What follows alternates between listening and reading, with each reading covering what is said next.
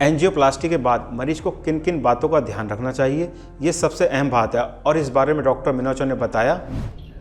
Angioplasty होने के बाद नॉर्मली मरीज को हम लोग कहते हैं कि जिस रूट से एंजियोप्लास्टी हुई, या तो हम लेग से करते हैं या हाथ से करते हैं।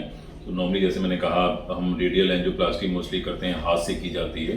तो इसमें 1 या 2 दिन के लिए बस उनको इस हाथ का ध्यान रखना पड़ता है कि इससे ज़्यादा कोई भारी सामान ना उठाएं, ताकि वहाँ से कोई ब्लीडिंग ना हो और कोई इन्फेक्शन ना हो, तो उसको कवर किया जाता है। इसके अलावा नॉर्मली हम पेशेंट को ये कहते हैं, क्योंकि एंजियोप्लास्टी जब होती है तो किसी वजह से होती है जिसमें हार्ट को ब्लड की सप्लाई कम जा रही होती है, तो कुछ पेशेंट्स को ऐसा भी होता है कि हार्ट के मसल को डैमेज भी हुआ होता है। तो हम 2 से 3 दिन तक रेस्ट करने के लिए कहते हैं। उसके बाद ग्रेजुअली अपनी वो नॉर्मल एक्टिविटीज 1 हफ्ता 10 दिन में पूरी रिज्यूम कर सकते हैं।